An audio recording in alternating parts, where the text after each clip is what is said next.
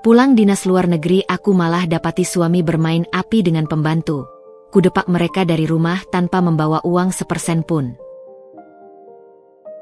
Halo Bunda, selamat datang kembali ya. Semoga Bunda semuanya dalam keadaan sehat dan bahagia ya. Sebelum masuk ke ceritanya silahkan Bunda-Bunda semuanya absen terlebih dahulu ya. Bunda semuanya dari daerah mana saja yang sudah subscribe semoga rezekinya lancar ya. Udara bulan September di Paris memang terkenal romantis. Sejuk menusuk tulang namun terasa seperti pelukan hangat. Namun, bagi Aisyah, udara di pesawat kelas 1 yang membawanya pulang ke Jakarta terasa 1000 kali lebih menenangkan. 3 bulan yang ia habiskan di Eropa, bergulat dengan negosiasi multinasional yang pelik, kini telah usai dengan kemenangan telak. Senyum puas tak pernah lepas dari bibirnya. Ia baru saja mengukuhkan posisinya sebagai wanita karir terdepan di perusahaannya, sebuah perusahaan konsultan raksasa yang bergerak di bidang investasi infrastruktur. Aisyah Adhitama. Usianya baru menginjak kepala 3, namun ia sudah memanggul jabatan manajer senior yang membuatnya harus bolak-balik antar benua. Ia adalah perwujudan sempurna dari pepatah, cantik, cerdas, dan kaya. Tubuhnya proporsional, dibalut blazer balmain yang elegan, dan matanya yang tajam memancarkan ambisi yang terkendali. Bagi banyak orang, Aisyah adalah definisi kesuksesan yang diidam-idamkan. Namun, di balik semua gemerlap itu, ia hanya merindukan satu hal, rumah, dan Rian. Rian Sanjaya, suami Aisyah, pria yang 8 tahun lalu berhasil menaklukkan hati wanita seambisius dirinya. Rian bekerja di bidang real estate, posisinya stabil namun tidak setinggi atau serumit karir Aisyah. Perbedaan ini tidak pernah mereka jadikan masalah. Justru Rian selalu menjadi jangkar yang menahan Aisyah agar tidak hanyut dalam badai pekerjaan. Rian adalah pria yang penuh perhatian. Setiap pagi sebelum Aisyah pergi, ia selalu memastikan kopi Aisyah tersedia di meja. Setiap malam, jika Aisyah tidak lembur, Rian akan memasak makan malam dan mereka akan bercerita tentang hari masing-masing. Sebuah ritual sederhana yang Aisyah pertahankan di tengah jadwalnya yang gila. Nyonya Aisyah, pesawat akan segera mendarat. Suara pramugari menyadarkannya dari lamunan. Aisyah merapikan sedikit lipstik merahnya di cermin kecil. Tas tangan Hermesnya ia peluk erat.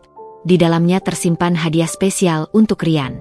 Kali ini, ia pulang bukan hanya membawa kesuksesan jabatan, tapi juga kejutan manis yang sudah ia rencanakan sejak bulan pertama di Eropa.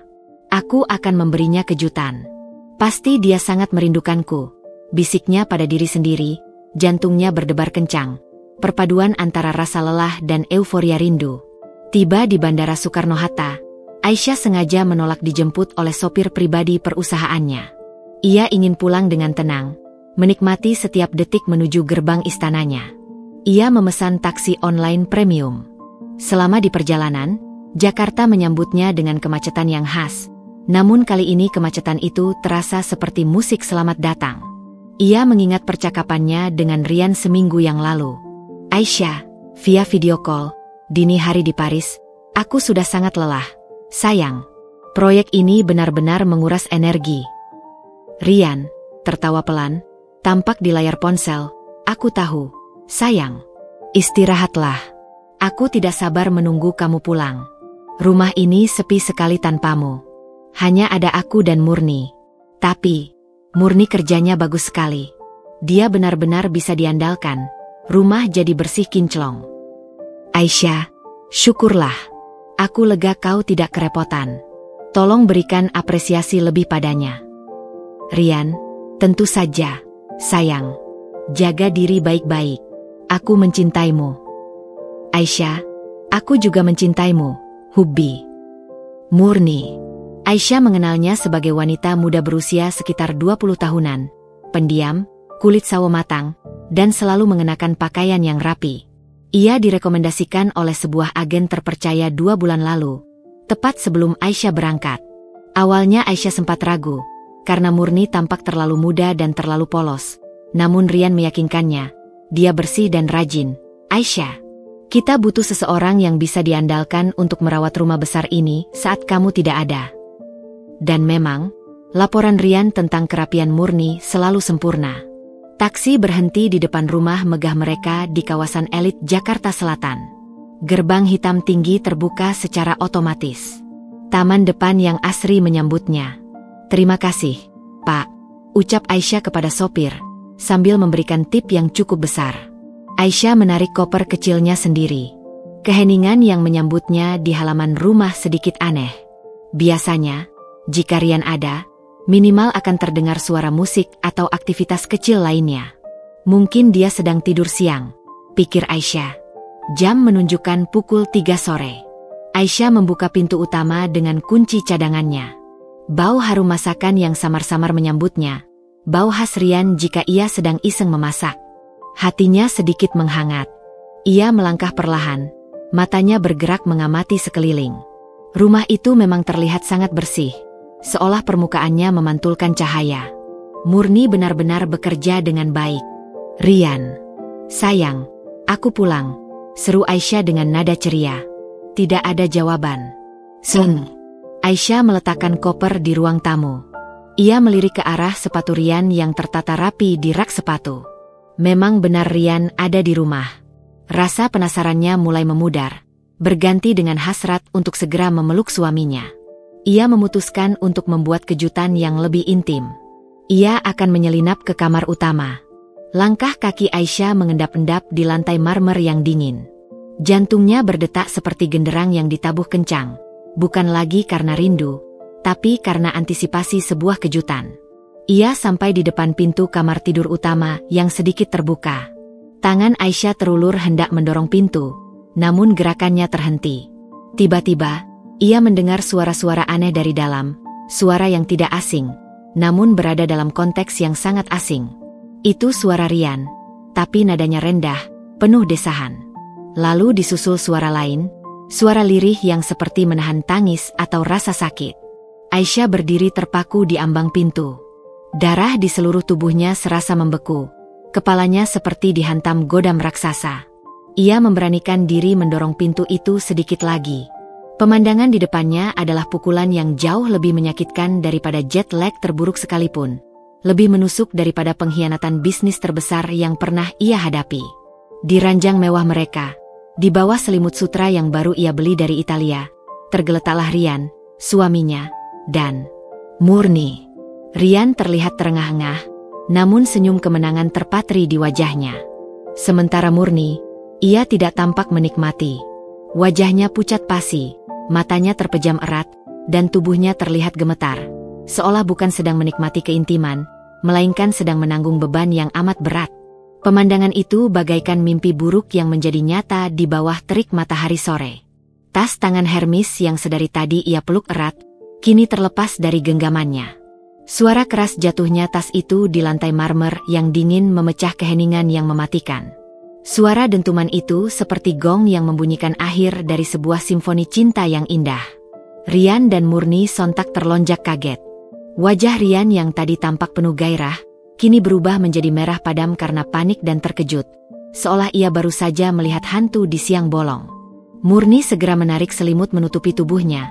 Matanya terbuka lebar dan menatap Aisyah dengan tatapan penuh kengerian dan ketakutan yang mendalam. "Aisyah," dengan suara tercekat, hampir tidak terdengar, "Rian? Murni? Apa-apaan ini?" Aisyah merasakan tenggorokannya seperti tersumbat pasir. Otaknya menolak memproses gambar yang dilihatnya. Ini pasti salah. Ini pasti lelucon. Rian, panik, mencoba melompat dari ranjang. Namun ia segera menahan diri karena malu. "Aisyah, sayang, tunggu. Jangan salah paham. Ini tidak seperti yang kamu lihat." Rian berusaha menyusun kata, namun semua yang keluar terdengar seperti rintihan yang menyedihkan. Aisyah mundur 2 langkah, wajahnya berubah dingin. Mata tajamnya kini menjadi pisau es. "Tidak seperti yang kulihat? Aku lihat suamiku bermain api di ranjang kita dengan pembantu. Di ranjang yang kubeli dengan uangku. Itu sudah cukup jelas, Rian. Tidak perlu ada interpretasi lain." Alih-alih menangis, Aisyah merasakan sebuah dinding es tiba-tiba terbentuk di sekeliling hatinya. Keterkejutan dan rasa sakit yang maha dahsyat itu mendorong emosinya ke tingkat paling dingin. Ia tidak akan memberinya air mata. Ia tidak akan memberinya kepuasan melihatnya hancur. Ia adalah Aisyah Adhitama, wanita yang berjuang keras untuk setiap kemenangan, dan ia tidak akan membiarkan kekalahan ini merenggut martabatnya. Aisyah mengambil napas panjang, dan ketika ia mengembuskannya, ia mengembuskan kelembutan dan cinta yang pernah ia rasakan untuk Rian.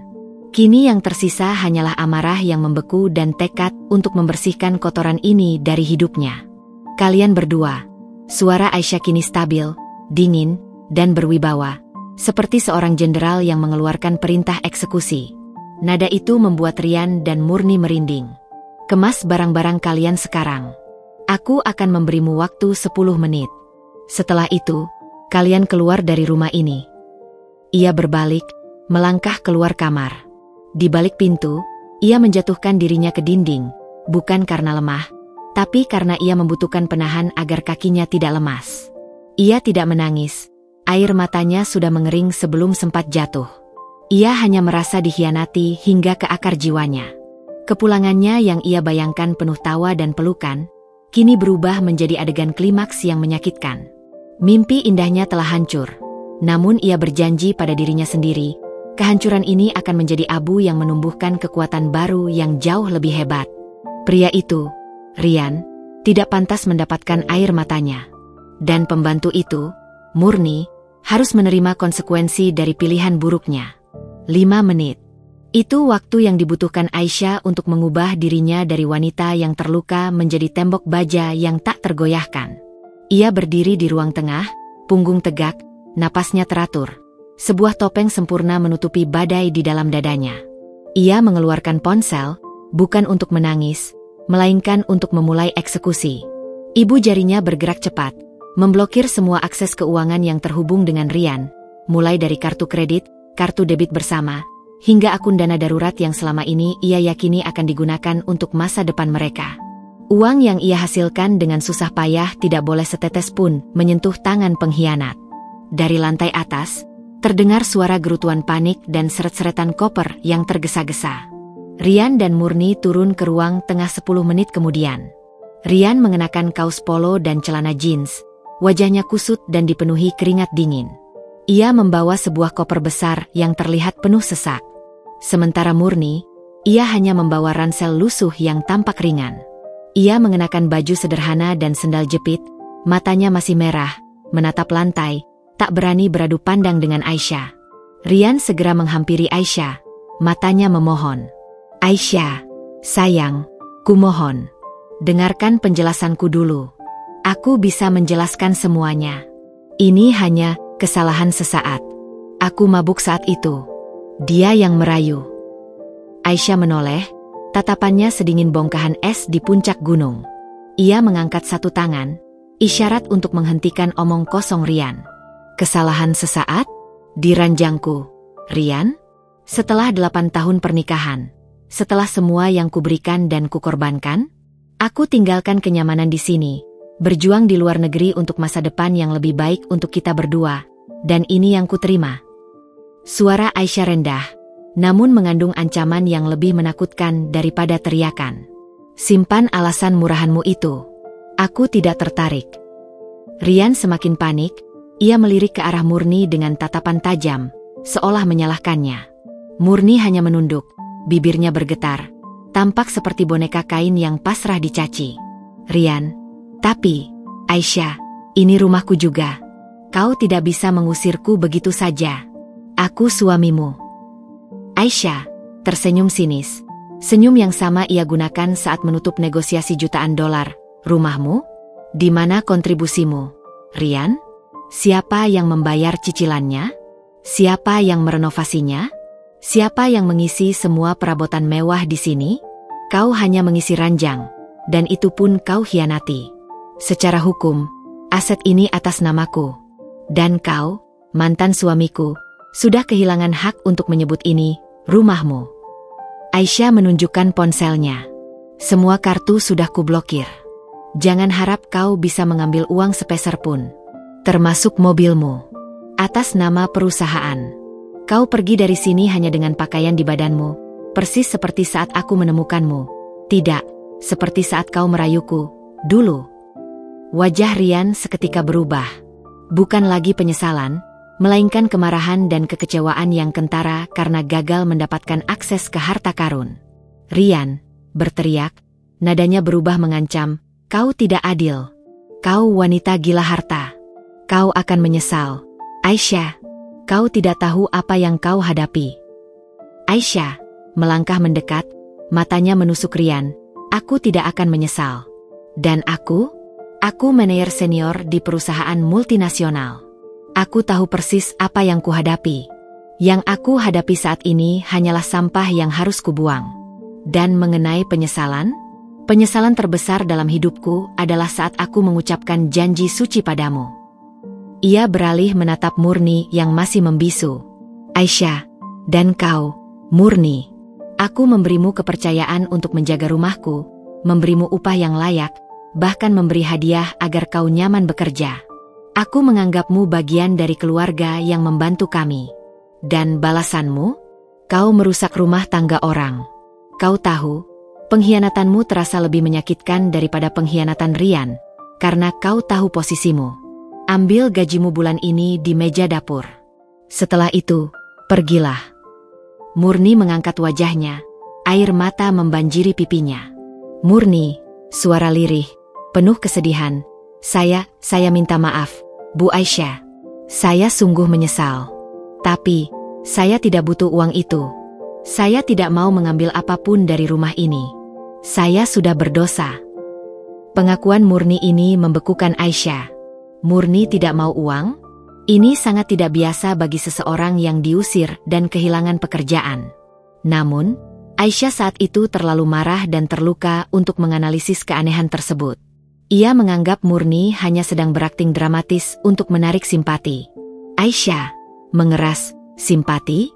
Kau pikir aku akan memberimu simpati? Ambil atau tidak, itu urusanmu.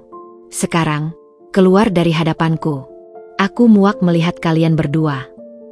Rian, yang tadinya terkejut karena Murni menolak uang, kini kembali fokus pada dirinya sendiri. Ia menarik koper besarnya. Rian menatap Aisyah dengan kebencian. "Baik, aku pergi. Tapi ini belum selesai. Aisyah, kita lihat siapa yang akan tertawa terakhir." Rian segera meraih pergelangan tangan Murni dengan kasar dan menyeretnya menuju pintu utama. Saat Rian menariknya, Murni sempat berbalik. Tatapan matanya lurus ke mata Aisyah, dan kali ini, tatapan itu bukan berisi rasa bersalah karena berselingkuh, melainkan campuran antara ketakutan yang dalam, permohonan, dan peringatan. Itu adalah detik yang sangat singkat, namun cukup lama bagi Aisyah untuk merasakan getaran aneh. Ada sesuatu yang tidak sinkron antara perbuatan Murni dan ekspresinya. Kenapa dia tampak seperti korban, bukan pelaku? Namun, pintu itu segera tertutup di belakang mereka, memutus pandangan Aisyah. Suara gemuruh mobil Rian yang tiba-tiba dinyalakan segera menghilang di kejauhan, membawa serta dua sosok yang telah mengkhianatinya. Aisyah tetap berdiri di sana, di tengah ruang tamu yang sunyi, di antara kemewahan yang ia ciptakan sendiri. Kesunyian itu kini terasa berbeda. Dinding es di hatinya perlahan mencair, dan rasa sakit yang ditahan akhirnya meledak, bukan dalam bentuk tangisan histeris, melainkan dalam bentuk kehampaan yang mematikan. Ia berjalan ke sofa, menghempaskan tubuhnya. Ia melihat ke sekeliling. Rumah yang tadinya ia anggap sebagai istana, kini terasa seperti penjara es. Di atas meja kopi, ada majalah bisnis yang ia bawa dari Paris. Di sebelahnya, ada sebuah buku tentang strategi investasi yang sedang ia pelajari. Aisyah mengambil napas dalam-dalam. "Tidak, aku tidak akan membiarkan ini menghancurkanku." Ia meraih ponselnya, mencari kontak pengacara pribadinya. Ia harus menyelesaikan semua ini dengan cepat, bersih, dan mematikan. Perceraian harus segera diajukan. Saat ia sedang berbicara dengan pengacara, matanya tak sengaja tertuju pada meja dapur. Di sana, di bawah vas bunga keramik, ia melihat sebuah catatan kecil. Catatan itu ditulis dengan tulisan tangan yang rapi dan halus, tulisan Murni. "Bu Aisyah, saya tidak mengambil uang itu. Tapi tolong, hati-hati. Bukan hanya hati ibu yang dikhianati. Ada hal yang lebih besar yang sedang dipertaruhkan. Jaga file perusahaan di laptop ibu. Dia sudah lama merencanakannya. Selamatkan diri ibu. Dunia Aisyah kembali berputar. Dia sudah lama merencanakannya. Bukan hanya hati ibu yang dikhianati. Ini bukan lagi sekadar perselingkuhan murahan dengan pembantu rumah tangga. Ini adalah kejahatan yang lebih terstruktur. Rian, suami yang ia percayai, ternyata tidak hanya mengkhianati ranjang mereka, tetapi juga karirnya, masa depan finansialnya, dan mungkin seluruh hidupnya. Aisyah segera berlari ke ruang kerjanya, menghidupkan laptop, dan memeriksa file kerja yang sangat rahasia. Ia mulai merasakan firasat buruk yang merayap dingin di punggungnya. Tatapan murni yang penuh peringatan di ambang pintu tadi kini mendapatkan makna yang menakutkan. Rian, desis Aisyah, rahangnya mengeras. Kau tidak hanya bermain api, kau menyalakan seluruh hutan. Dan sekarang, aku akan memastikan kau terbakar di dalamnya. Kejutan yang menghancurkan ini ternyata hanyalah lapisan paling luar dari kotak Pandora yang busuk. Aisyah Adhitama, wanita yang dikenal karena kecerdasannya dalam bisnis, kini harus menggunakan seluruh kemampuannya untuk mengungkap konspirasi yang melibatkan orang terdekatnya sendiri.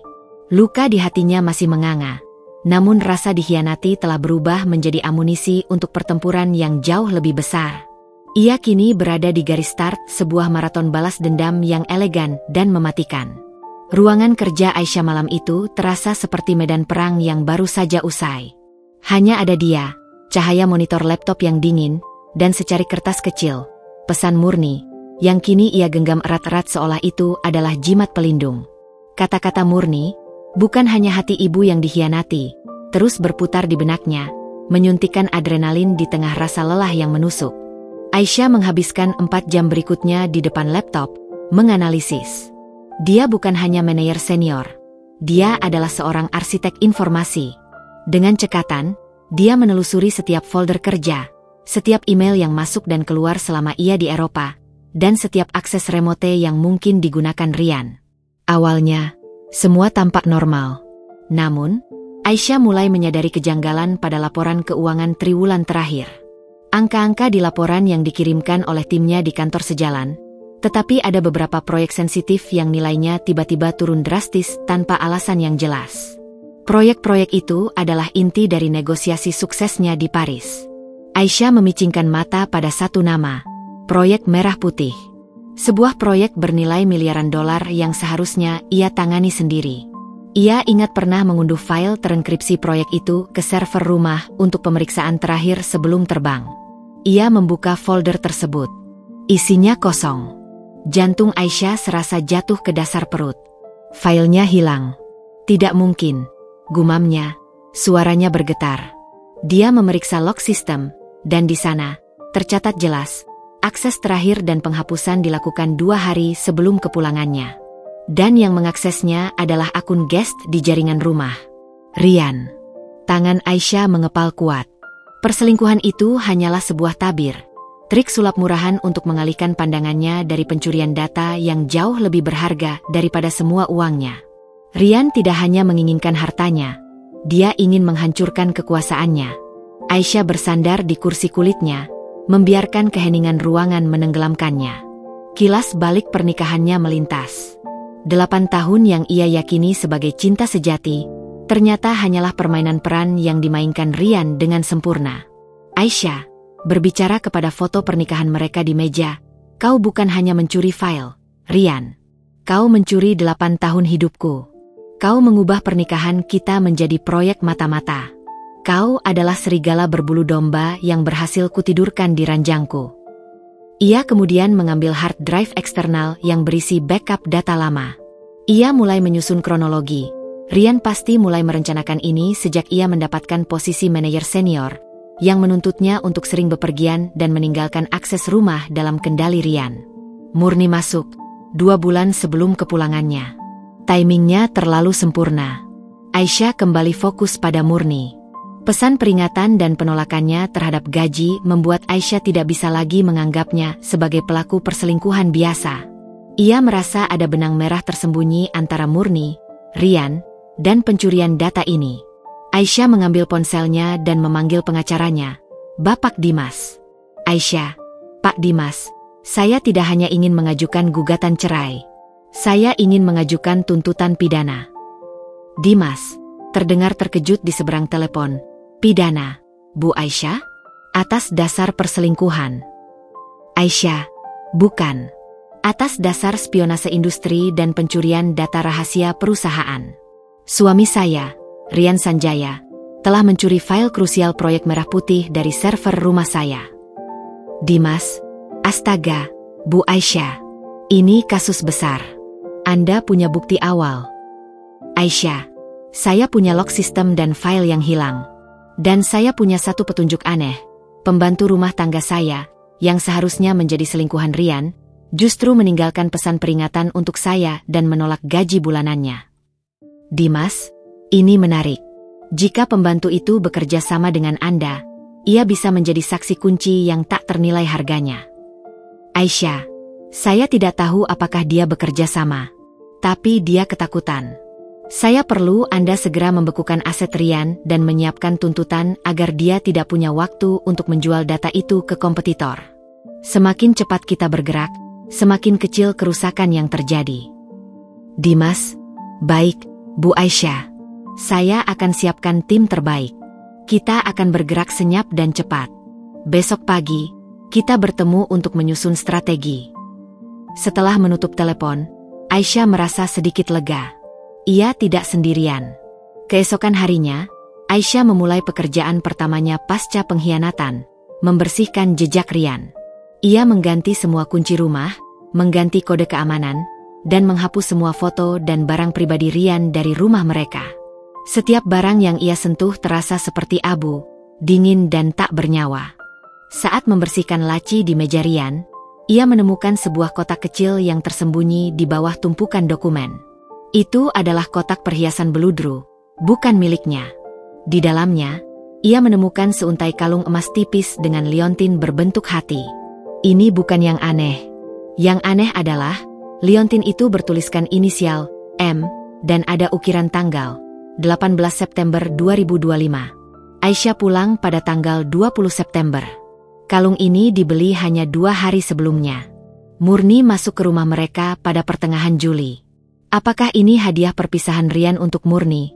Pikir Aisyah, hatinya kembali tertusuk. Namun, saat ia membalik liontin itu, ia menemukan ukiran lain, yang sangat kecil, hampir tidak terlihat. Korban. Air mata Aisyah akhirnya menetes, bukan karena Rian, tapi karena Murni. Wanita muda itu mungkin benar-benar terjebak dalam skenario kotor Rian. Kalung itu mungkin adalah semacam kode atau janji yang dibuat Rian untuk membungkam Murni. Murni, kau adalah kunci untuk mengungkap kebusukan ini, bisik Aisyah. Aisyah menghubungi Biro Investigasi Swasta yang terpercaya. Ia tidak hanya ingin mencari Rian, tapi juga Murni. Ia perlu mendengar cerita lengkap dari mulut Murni, tanpa kehadiran Rian. 2 hari kemudian, investigator memberinya kabar. Rian dan Murni sempat terlihat bersama di sebuah hotel melati di pinggiran kota. Namun tak lama kemudian mereka berpisah. Rian pergi ke arah kawasan bisnis, sementara Murni menuju stasiun kereta jarak jauh. Investigator, mereka tidak lagi bersama, Bu Aisyah. Tapi kami melacak Rian. Dia terlihat bertemu dengan seorang pria yang sangat terkenal di kalangan pesaing Anda, Tuan Haris, pemilik perusahaan Innovate Capital. Tuan Haris, nama yang sudah ia duga sejak menemukan foto buram. Kompetitor besarnya, yang kini menggunakan suaminya sebagai alat untuk meruntuhkannya. Aisyah menarik napas panjang. Ia kini memiliki semua bagian teka-teki, hanya perlu menyusunnya. Ia harus menemukan Murni. Jika Murni bersaksi, Rian dan Tuan Haris tidak akan bisa berkutik. Aisyah kembali menatap liontin itu. Ia menyadari inisial, M, tidak hanya berarti Murni. Ada kemungkinan inisial itu merujuk pada kode lain. Atau mungkin, Murni sengaja meninggalkan itu sebagai petunjuk. Tanggal di liontin itu, 18 September 2025, adalah tanggal kunci, tanggal terakhir Rian menghapus file dari servernya. Tekad Aisyah semakin membara. Ia tidak akan membiarkan Rian mencuri segalanya darinya. Ia akan menggunakan kecerdasannya, koneksinya, dan bahkan petunjuk dari wanita yang dianggapnya saingan untuk meraih kemenangan tertinggi, pemulihan harga diri dan keadilan. Pertempuran ini baru saja dimulai, dan Aisyah berjanji, ia akan menjadi pemenangnya. Pertemuan dengan Bapak Dimas, pengacara yang handal dan berdarah dingin, berlangsung di kantornya yang bergengsi keesokan harinya. Ruangan itu didominasi warna gelap dan pemandangan cakrawala Jakarta yang membentang luas, tempat yang tepat untuk merencanakan perang hukum.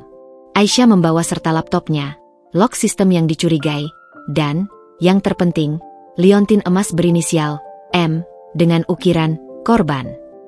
Aisyah menceritakan temuan barunya dengan detail dan tanpa emosi yang berlebihan. Ia menyajikan perselingkuhan Rian dan Murni sebagai operasi pengalih perhatian yang dirancang untuk menutupi kejahatan yang lebih besar.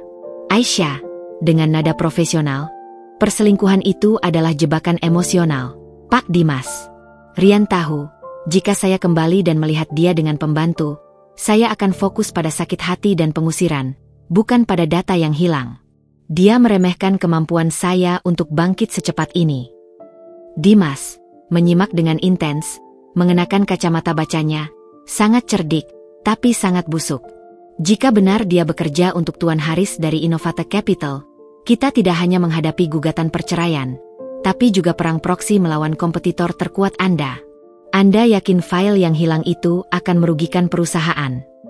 Aisyah, merugikan? Itu akan melumpuhkan proyek Merah Putih secara keseluruhan. Proyek itu adalah kunci ekspansi kami di Asia Tenggara. Jika Tuan Haris mendapatkannya, dia akan memotong urat nadi perusahaan saya. Saya perlu bukti kuat, Pak. Saya curiga liontin ini adalah petunjuk, atau bahkan bukti pemerasan. Dimas mengambil liontin itu dengan sarung tangan putih. Ukiran, korban, dan tanggal 18 September 2025, tanggal krusial hilangnya data. Murni, si pembantu, bukan sekadar bidak.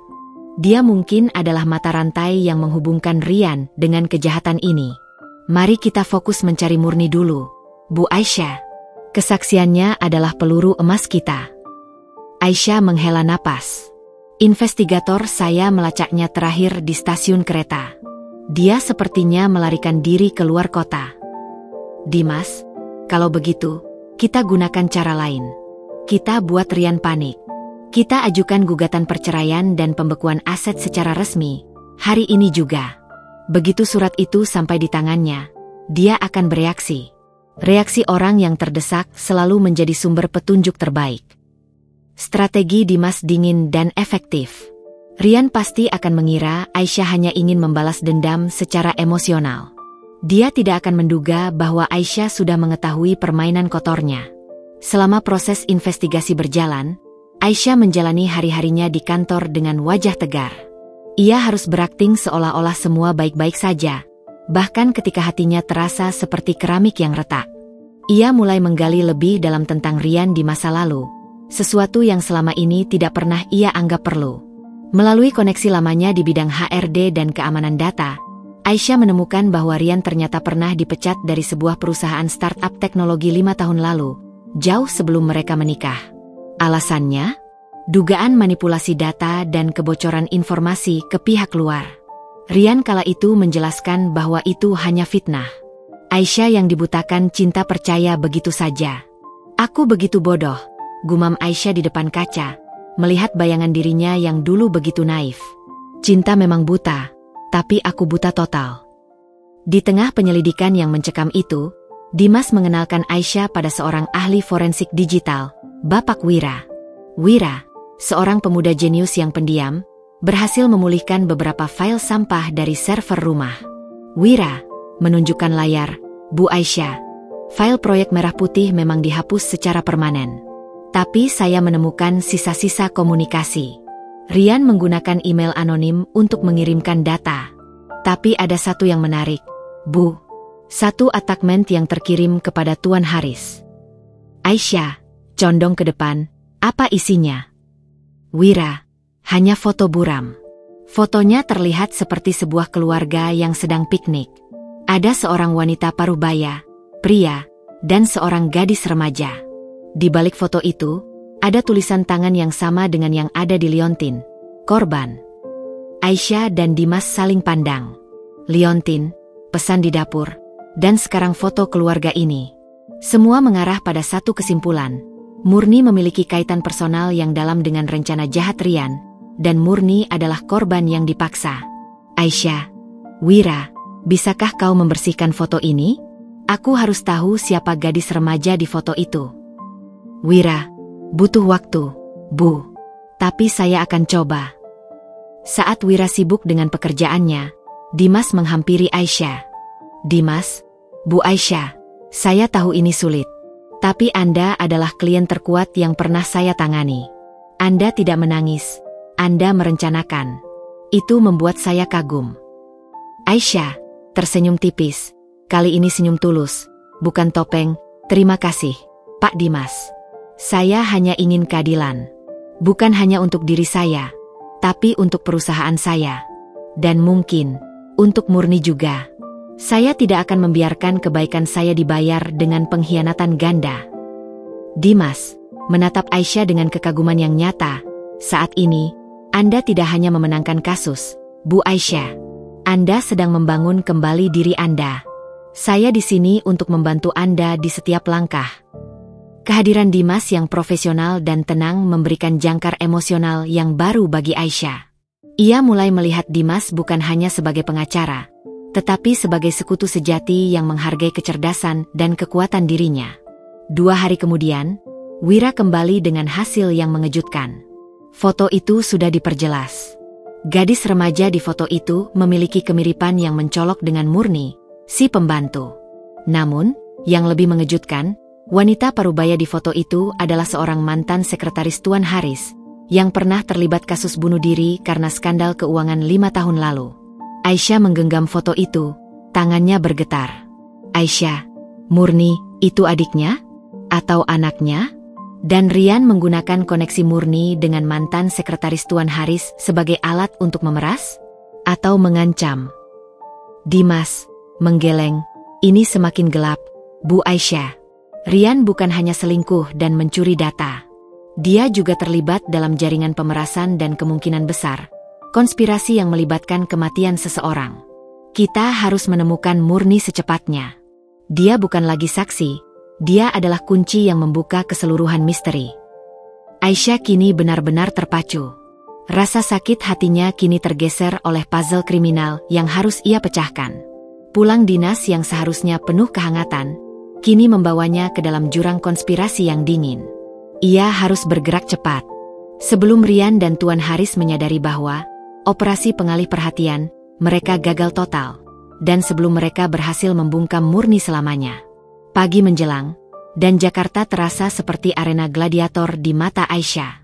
Setelah pertemuan maraton dengan Bapak Dimas dan Bapak Wira, ia tidak tidur. Kopi hitam pekat sudah menjadi sahabat karibnya. Kepalanya dipenuhi skema, hipotesis, dan wajah Murni yang selalu tampak ketakutan di balik mata Rian yang penuh perhitungan. Aisyah tahu, mencari Murni yang melarikan diri keluar kota tanpa jejak bukanlah perkara mudah. Rian pasti sudah memperhitungkan pelarian Murni, atau bahkan ia yang mengatur pelarian itu untuk membungkamnya. Kita perlu memutarbalikkan logika Rian, ujar Aisyah kepada Dimas melalui telepon. Rian selalu bermain aman. Jika dia ingin Murni diam, dia akan menempatkannya di tempat yang dia yakini tidak akan saya sentuh. Bukan tempat terpencil, tapi tempat yang terasa terlalu bodoh untuk dicari. Dimas setuju. Kita akan menugaskan investigator untuk memeriksa semua panti sosial dan tempat penampungan di Jawa Barat, Bu Aisyah. Murni pergi ke stasiun kereta. Dia mungkin kembali ke akarnya. Sementara itu, kita akan melancarkan serangan hukum. Sore itu, kantor pengacara Dimas mengirimkan surat gugatan cerai dan pembekuan aset secara resmi ke alamat terakhir Rian. Surat itu bukan sekadar formalitas. Itu adalah bom waktu yang dirancang untuk meledakkan ketenangan Rian. Tepat pukul 7 malam, ponsel Aisyah berdering. Itu adalah nomor tak dikenal. Aisyah mengangkatnya dengan speaker yang menyala di depan laptop, mengantisipasi sesuatu. Rian berteriak, suaranya dipenuhi amarah yang meletup-letup. Aisyah, apa-apaan ini? Kau pikir kau siapa membekukan semua rekeningku? Aku tidak akan menandatangani surat cerai murahanmu itu. Aisyah, nada tenang, seperti menanggapi keluhan pelanggan yang rewel. Rian? Akhirnya kau menelepon. Kupikir kau sudah lenyap di telan bumi bersama pembantumu. Mengenai aset, kau tahu persis aturannya. Semua atas namaku, dan kau mengkhianatiku di rumah yang kubeli. Bukankah itu konsekuensi logis? Rian, konsekuensi logis? Kau merampas segalanya. Kau hanya peduli pada uang. Aisyah, benarkah? Aku hanya peduli uang? Menarik sekali kau yang mengatakan itu, Rian. Suami yang menjual data rahasia perusahaan istrinya kepada kompetitor. Kau pikir aku buta, Rian? Aku tahu tentang proyek merah putih. Aku tahu tentang email anonim yang kau kirim ke Haris. Hening di seberang telepon. Keheningan yang lebih nyaring daripada ledakan apapun. Itu adalah suara kekalahan yang mulai merayap di benak Rian. Rian, suaranya langsung berubah, dari marah menjadi dingin dan mengancam. Kau, siapa yang memberitahumu? Itu hanya tuduhan tak berdasar. Dan jangan libatkan nama orang lain. Kau dengar? Kau tidak punya bukti, Aisyah. Kau hanya punya sakit hati wanita cemburu. Aisyah, aku punya lock system, Rian. Dan aku punya saksi. Aku juga punya kalung emas dengan ukiran korban. Kau pikir kau bisa mengancam Murni dan dia akan diam? Kau salah. Sekarang, kembalikan data itu, atau kau akan menghadapi tuntutan pidana yang jauh lebih serius daripada perceraian. Dan kau tahu, keahlianku adalah membuat kompetitor bertekuk lutut. Rian, tertawa sinis, tertawa yang dipaksakan. Murni, kau pikir kau bisa menemukannya?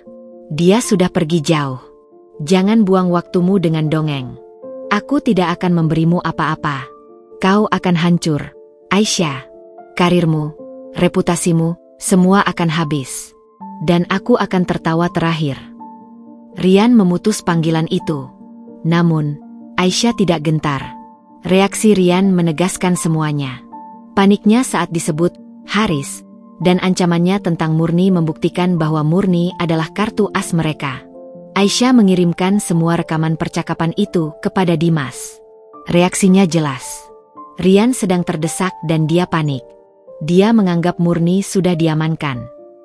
Beberapa jam kemudian, Dimas menelepon balik. Bu Aisyah, kami menemukan sesuatu yang sensitif terkait Murni. Nama aslinya ternyata adalah Murniasari. Dan dia tidak pernah bekerja sebagai pembantu.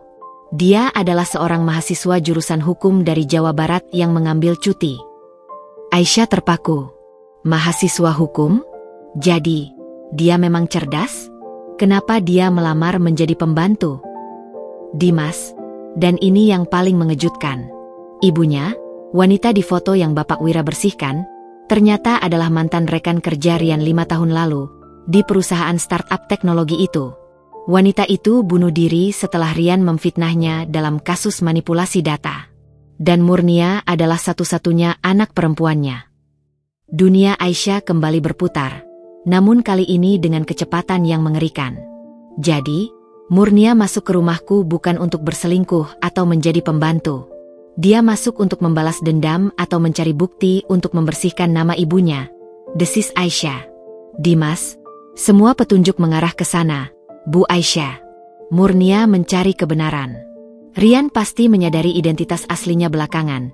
Dan itulah mengapa dia menggunakan Murnia dalam skenario perselingkuhan murahan itu, untuk memerasnya atau mengancamnya agar diam. Plot twist ini jauh lebih gelap dari yang kita duga. Aisyah kini melihat keseluruhan gambar dengan lebih jernih. Murnia adalah pahlawan yang tersesat, seorang pejuang keadilan yang terjebak dalam jaring predator. Perselingkuhan itu hanyalah puncak gunung es dari intrik yang didalangi Rian. Ia telah mengorbankan diri, bahkan berani mengambil risiko terlibat dalam skenario perselingkuhan demi sebuah kebenaran. Aisyah meraih liontin M di meja. Ukiran korban bukan merujuk pada dirinya yang berselingkuh, Pak Dimas. Itu merujuk pada dirinya yang terperangkap dalam balas dendam Rian atas kematian ibunya. Aisyah, kita tidak boleh membiarkan Rian membungkam Murnia. Dia adalah satu-satunya yang bisa mengaitkan Rian dengan Tuan Haris dan juga kejahatan lama 5 tahun lalu. Cari dia, Pak Dimas.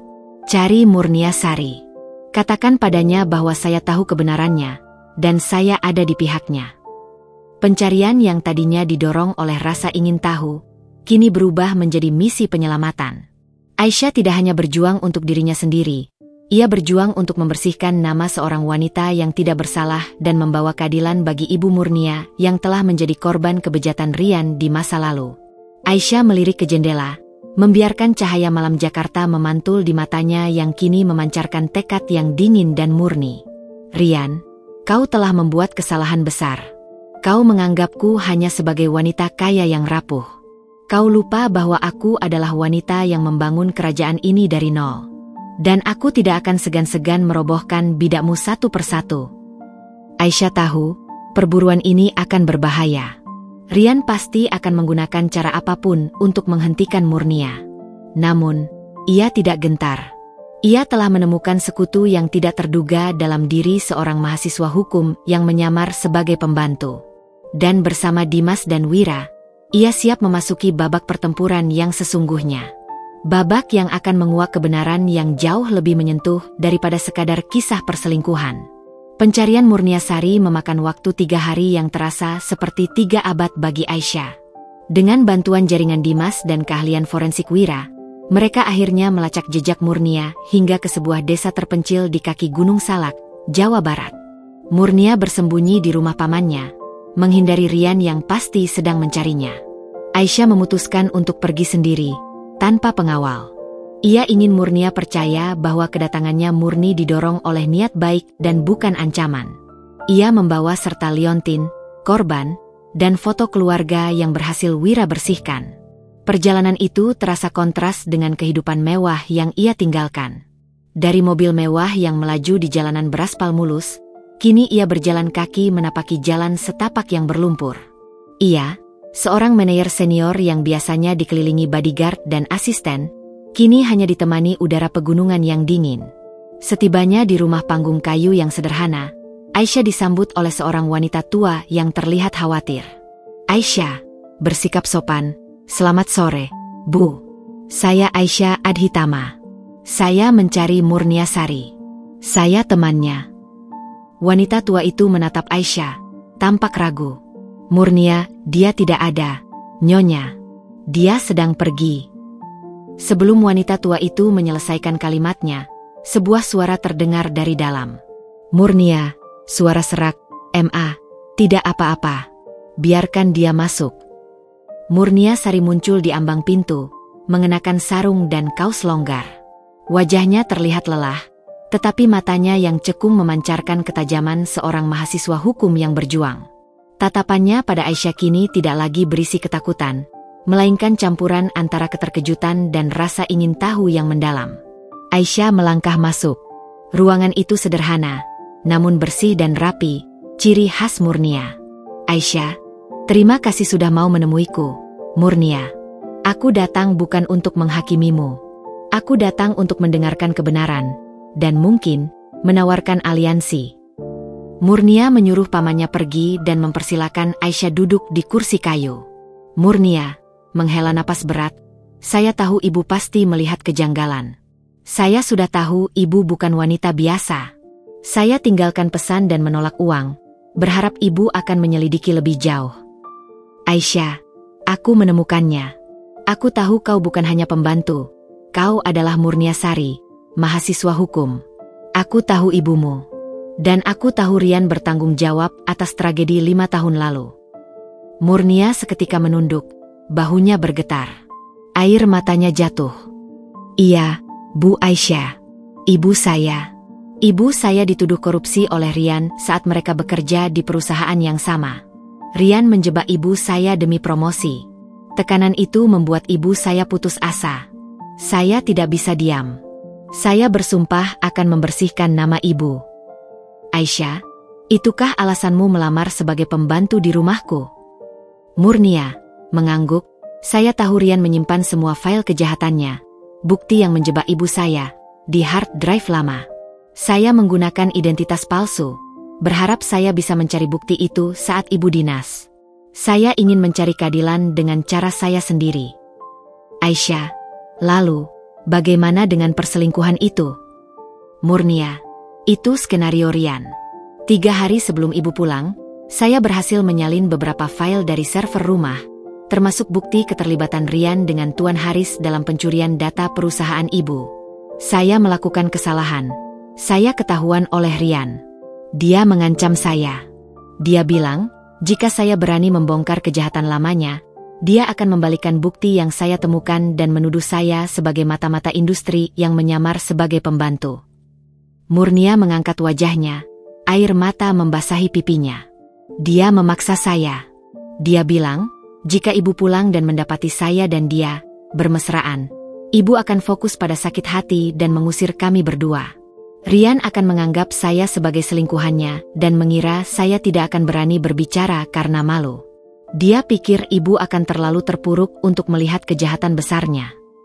Aisyah merasakan sakit yang mendalam, bukan lagi karena dikhianati, tetapi karena melihat betapa jahatnya Rian. Dia menggunakanmu sebagai tameng, Murnia. Dia menggunakan kelemahanmu untuk menyelamatkan dirinya. Dan liontin itu? Murnia mengambil sesuatu dari balik bantalnya. Itu adalah liontin yang sama. Murnia, liontin itu saya temukan di meja Rian. Itu adalah hadiah yang ia siapkan untuk saya, sebagai pengakuan atas perselingkuhan yang dipaksakan. Saya mengukir kata korban di baliknya saat saya berhasil menyelinap ke ruang kerjanya. Saya meninggalkan satu di rumah ibu dan satu ini untuk diri saya. Itu adalah pengingat bahwa saya adalah korban dari kejahatan yang lebih besar. Murnia kemudian menyerahkan sebuah flash disk kecil yang disembunyikan di lipatan sarungnya. Ini file yang saya salin, Bu Aisyah. Bukti pencurian data perusahaan ibu dan beberapa petunjuk tentang keterlibatan Rian dalam kasus ibu saya. Saya minta maaf karena telah mengotori pernikahan ibu. Saya tidak punya pilihan. Aisyah mengambil flash disk itu. Ini adalah peluru yang ia butuhkan. Ia menatap Murnia, kali ini dengan rasa hormat yang mendalam. Aisyah, kau tidak mengotori pernikahan. Murnia, kau membersihkan rumahku dari parasit. Kau adalah pahlawan yang tidak terlihat. Kau berani mempertaruhkan dirimu demi kebenaran. Sekarang, aku tidak akan membiarkanmu menghadapi ini sendirian. Kita akan bekerja sama. Kita akan membersihkan namamu dan membersihkan nama ibumu. Dan kita akan pastikan Rian dan Tuan Haris membayar semua yang telah mereka lakukan. Murnia, tapi Bu Aisyah, Tuan Haris sangat kuat. Rian kini bekerja di bawah perlindungannya. Aisyah tersenyum dingin. Aku manajer senior. Murnia, aku terbiasa menghadapi naga. Tuan Haris mungkin kuat, tapi dia punya satu kelemahan. Dia meremehkan seorang wanita yang terluka dan marah. Dan Rian? Dia hanya pion yang sombong. Sekarang, kembalilah ke Jakarta bersamaku. Aku akan menyediakan keamanan untukmu, pengacara, dan tempat tinggal yang aman. Kita akan menyusun kesaksianmu. Murnia menatap Aisyah. Ia melihat bukan lagi wanita yang diselingkuhi, melainkan seorang pemimpin yang tegas dan adil. Ia melihat seorang sekutu, seorang kakak, yang terlahir dari abu pengkhianatan. Murnia, saya siap, Bu Aisyah. Saya akan bersaksi. Demi ibu saya, dan demi keadilan. Aisyah mengulurkan tangan, dan Murnia menjabatnya. Di antara lumpur dan kesederhanaan rumah panggung itu, sebuah aliansi kuat telah terjalin. Konflik yang tadinya terasa personal kini berubah menjadi misi keadilan yang memiliki risiko tinggi. Aisyah membawa Murnia kembali ke Jakarta. Roda keadilan kini mulai berputar. Rian dan Tuan Haris tidak akan pernah menduga bahwa selingkuhannya kini telah menjadi bom waktu yang siap meledakkan seluruh jaringan kejahatan mereka. Permainan yang sebenarnya baru saja dimulai. Kembalinya Aisyah ke Jakarta membawa aura yang berbeda. Di kursi belakang mobil yang melaju senyap, Murnia Sari duduk dengan perasaan campur aduk. Ketakutan masih ada, namun kini dibalut dengan keberanian yang didapatnya dari persekutuan dengan Aisyah. Aisyah, di sampingnya, memegang flash disk kecil yang berisi bom waktu karir Rian dan Haris. Pertemuan maraton berikutnya diadakan secara rahasia, jauh dari kantor Dimas yang rawan pengintaian, di sebuah penthouse aman milik salah satu klien terpercaya Aisyah. Hanya ada Aisyah, Dimas, dan Murnia. Bapak Wira, sang ahli forensik, bekerja dari lokasi terpisah. Dimas menatap flash disk di tangan Aisyah. Bu Aisyah, ini adalah bukti yang kita butuhkan. Tapi sebelum kita bergerak, kita harus mengamankan Murnia sepenuhnya. Rian pasti akan panik begitu mendengar Murnia hilang dari persembunyiannya. Aisyah, saya sudah mengurus keamanannya, Pak Dimas. Murnia akan tinggal di tempat yang tidak seorang pun, termasuk Rian, tahu. Dan dia akan fokus bekerja sama dengan Anda untuk menyiapkan kesaksiannya. Kita harus menyusun kasus ini dengan sangat cermat. Ini bukan hanya tentang perceraian. Ini tentang menjebloskan Rian ke penjara dan melumpuhkan Haris. Murnia kemudian menceritakan detail-detail yang ia ketahui, mulai dari cara Rian memanfaatkan kesedihannya atas kematian ibunya, hingga pemaksaan perselingkuhan sebagai kambing hitam. Murnia, Rian tahu saya sedang mencari bukti yang menjebak ibu saya di kasus lama itu. Dia menawarkan akses ke server rumah Ibu Aisyah, berpura-pura ingin membantu saya membersihkan nama ibu saya. Tapi itu jebakan. Begitu saya mulai menemukan bukti pencurian data perusahaan ibu, Rian berbalik. Dia mengancam akan menuduh saya sebagai mata-mata Haris, dan skenario perselingkuhan itu dibuat untuk membuat saya terpojok. Dimas. Jadi, Rian mengira jika dia mengusir kalian berdua, dengan skandal perselingkuhan, Anda, Bu Aisyah, akan terlalu emosional untuk melihat kejahatan yang lebih besar. Dan Murnia akan terlalu takut dan malu untuk angkat bicara. Rencana yang licik. Aisyah mengangguk. Rian adalah manipulator ulung. Selama 8 tahun, dia memainkan peran suami penyayang tanpa celah. Ternyata, dia adalah agen ganda yang bekerja untuk menghancurkan saya dari dalam. Pernikahan kami hanyalah kontrak bisnis baginya. Dimas kemudian fokus pada konten flash disk Murnia. Filenya bukan hanya berisi salinan data proyek merah putih, tapi juga rekaman suara samar-samar dan chat log terenkripsi antara Rian dan seseorang yang diyakini sebagai Tuan Haris. Dimas menunjuk chat log, lihat ini, Bu Aisyah. Mereka tidak membicarakan uang. Mereka membicarakan saham kontrol dan pembalikan aliansi. Rian bukan hanya dibayar untuk mencuri data. Dia dijanjikan posisi tinggi dan saham di Innovate Capital setelah perusahaan Anda lumpuh. Ambisi Rian jauh lebih besar daripada sekadar uang tunai. Aisyah merasakan geliat jijik. Jadi, dia tidak hanya mau uangku, dia mau kekuasaanku. Dia mau mengambil alih tahtaku. Dia ingin melihatku jatuh dan mengambil tempatku sebagai suami di kerajaan bisnisku sendiri. Sungguh kesombongan yang tak termaafkan.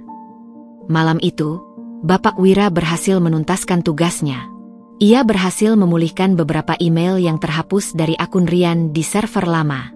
Isinya mengonfirmasi bahwa Rian telah merencanakan pernikahan dengan Aisyah sejak awal, setelah ia gagal mengambil alih startup lama. Aisyah adalah gerbangnya menuju kekuasaan.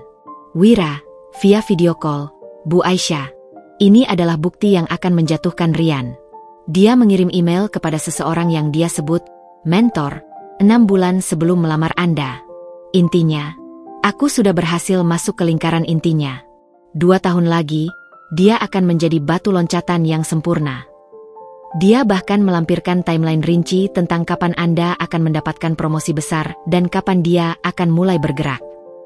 Pengkhianatan itu kini terasa seperti pisau yang ditusukkan, bukan ke punggungnya, tapi ke seluruh arsip kehidupannya. Aisyah merasakan mual.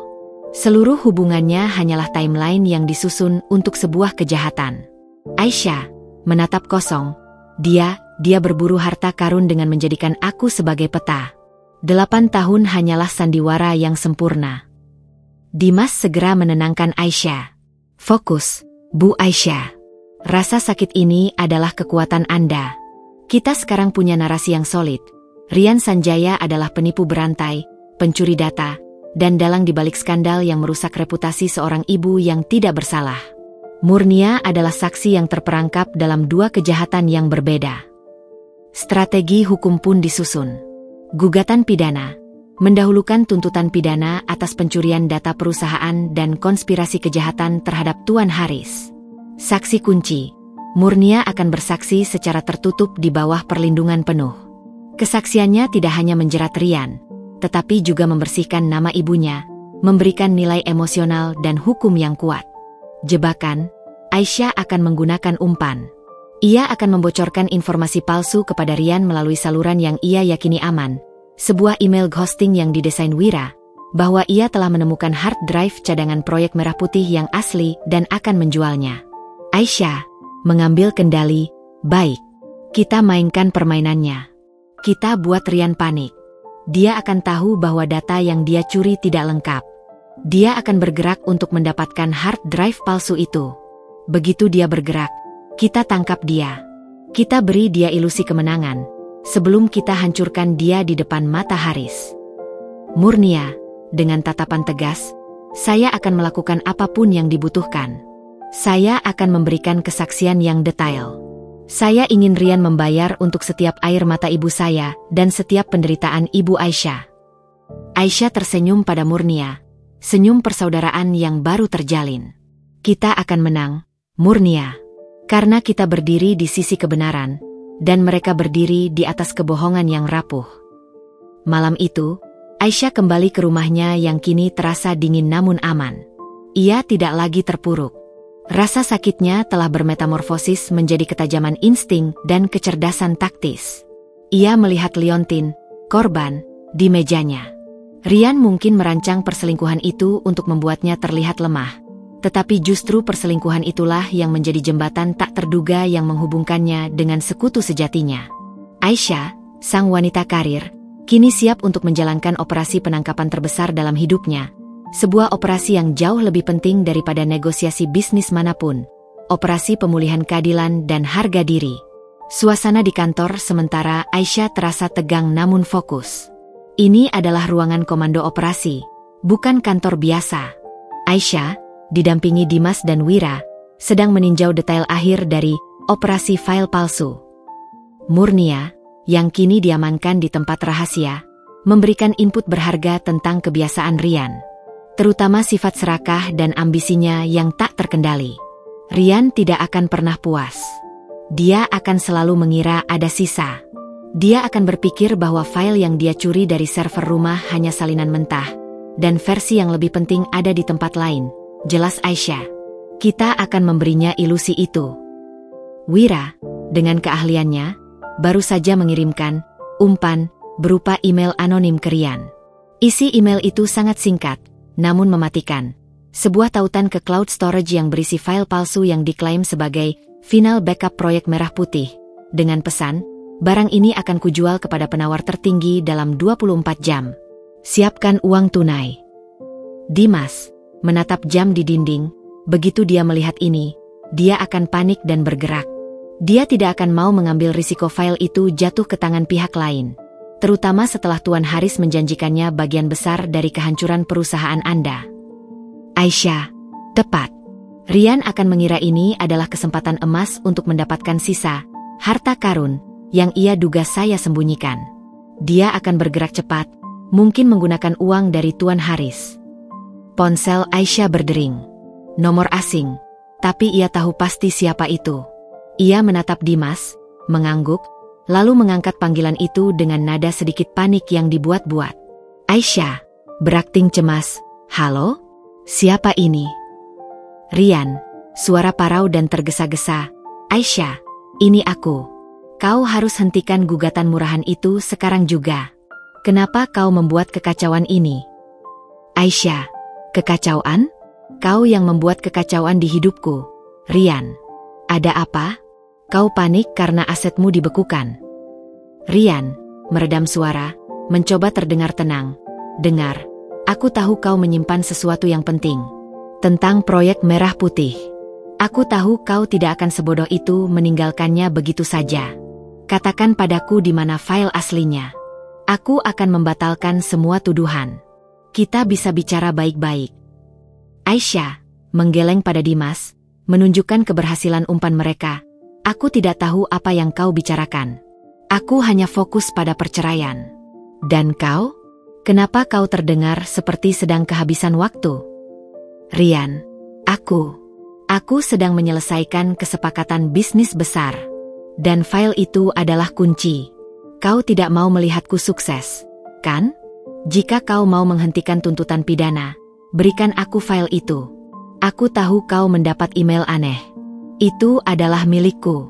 Aku yang akan membelinya. Aisyah, nada mencibir, kau? Membelinya? Dengan uang siapa? Rian? Bukankah semua rekeningmu sudah kurampas?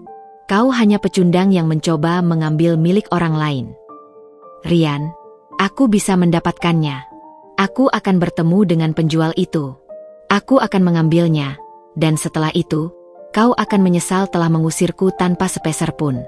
Kau akan melihatku duduk di puncak, di atas reruntuhanmu. Percakapan itu berakhir dengan Rian yang kembali mengancam. Aisyah mematikan panggilan, matanya berbinar kemenangan. Aisyah, lihat, Pak Dimas. Kesombongannya adalah kejatuhannya. Dia benar-benar akan maju.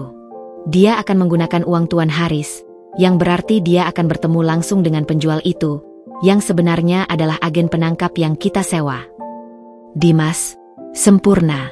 Kita akan siapkan semua berkas penangkapan, dan saat Rian muncul untuk mengambil file palsu itu, yang notabene adalah barang curian, dia akan tertangkap basah, dan kita akan merekamnya.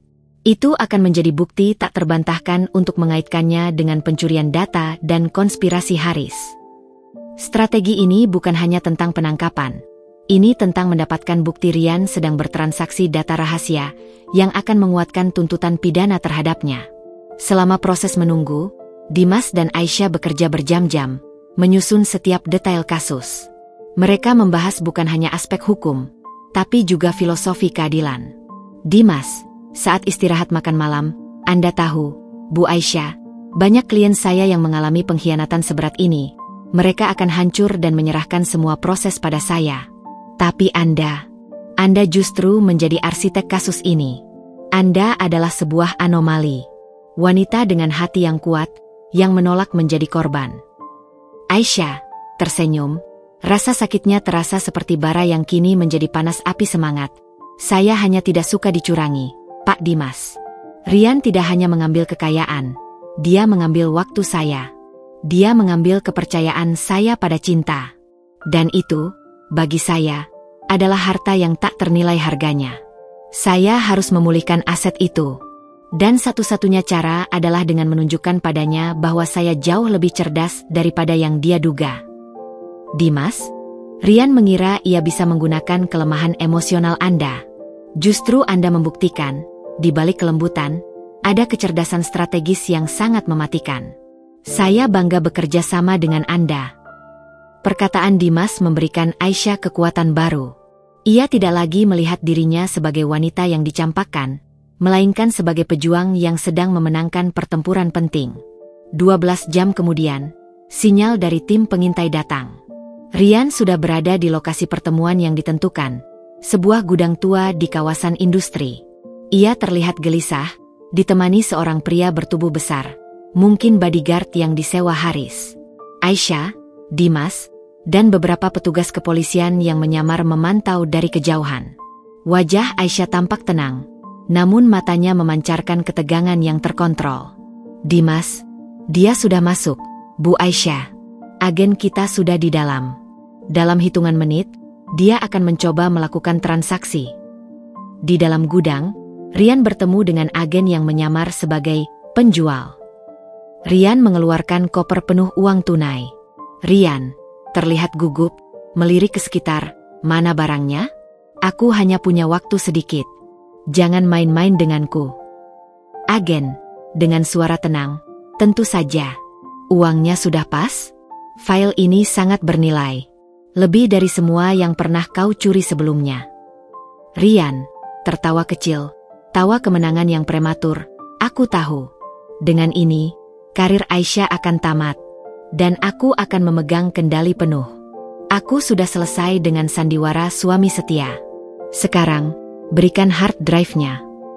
Saat Rian mengambil hard drive palsu itu, dan koper uangnya terbuka, Aisyah memberikan kode kepada Dimas melalui radio komunikasi. Aisyah, suara bergetar, namun tegas, sekarang. Tangkap dia.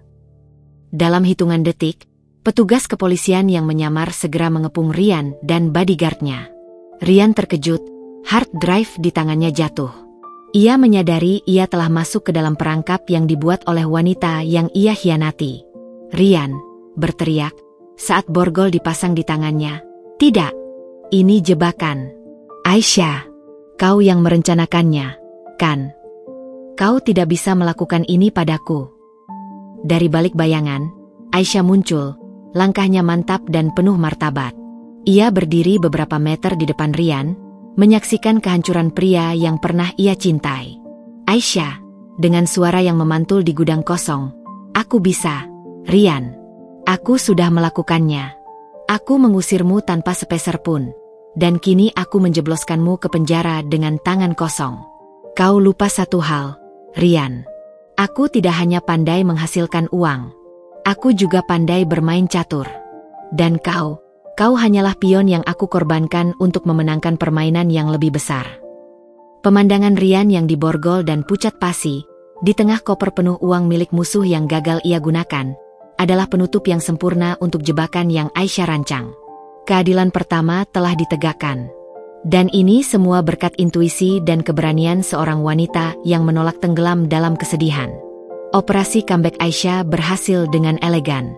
Penangkapan Rian di gudang tua bukan hanya menjadi berita utama di surat kabar kriminal. Itu menjadi gempa bumi di dunia bisnis Jakarta. Pria yang dikenal sebagai suami dari Aisyah Adhitama, manajer senior yang disegani, ternyata adalah dalang di balik skandal spionase industri besar-besaran. Citra Rian sebagai suami penyayang runtuh total, menggantikan dengan reputasinya sebagai penipu ulung dan pengkhianat berantai. Aisyah menyelesaikan tugasnya dengan tenang. Setelah penangkapan Rian, ia segera kembali ke kantor Bapak Dimas untuk mengurus finalisasi berkas tuntutan. Ia tidak merasakan euforia kemenangan, melainkan rasa lega yang mendalam. Beban berat pengkhianatan yang ia pikul kini terlepas. "Dimas, menyerahkan berkas. Selamat, Bu Aisyah. Rian telah didakwa dengan banyak pasal, pencurian data, upaya konspirasi kejahatan, dan penipuan. Bukti transaksi di gudang itu sangat kuat. Dan yang paling penting, kita berhasil menjerat Tuan Haris dari Innovate Capital sebagai pihak yang mendanai transaksi tersebut. Aisyah, Tuan Haris pasti akan menyangkalnya. Dia akan mengatakan Rian bergerak sendiri, atau mencoba menuduh saya memalsukan bukti. Dimas, dia bisa mencoba. Tapi kita punya kartu as, Murnia Sari. Murnia, yang kini berada di bawah pengawasan dan perlindungan ketat, muncul di ruang pertemuan Dimas. Ia tidak lagi tampak ketakutan, melainkan berwibawa dalam pakaian sederhana namun rapi. Aisyah menatap Murnia, "Kau sudah siap, Murnia?" "Murnia, lebih dari siap, Bu Aisyah. Saya akan memberikan kesaksian yang detail, mulai dari cara Rian menjebak ibu saya 5 tahun lalu, hingga pemaksaan perselingkuhan dan pencurian data Anda. Saya akan pastikan kebenaran tentang ibu saya terungkap, dan kejahatan Rian terbayar tuntas." Kesaksian Murnia yang merupakan mahasiswa hukum, dan pengakuannya bahwa perselingkuhan itu adalah pemerasan dan pengalihan isu, memberikan dimensi emosional yang kuat pada kasus ini. Ia menjelaskan bagaimana Rian memanfaatkan kerinduannya akan keadilan bagi ibunya untuk mendapatkan akses ke rumah Aisyah, dan kemudian memaksanya bersekongkol. Beberapa hari kemudian, sidang pertama perceraian dan tuntutan pidana Rian diselenggarakan. Dimas, didampingi Murnia, menyajikan bukti yang runtut dan tak terbantahkan. Di ruang sidang, Rian yang tadinya penuh kesombongan, kini tampak menyedihkan. Ia mencoba menyerang Murnia, menuduhnya sebagai kekasih gelap yang berkonspirasi dengan Aisyah untuk memerasnya. "Rian," berteriak di ruang sidang, "dia berbohong. Wanita itu adalah selingkuhanku yang cemburu karena diusir. Dia dan Aisyah bekerja sama untuk menjebakku."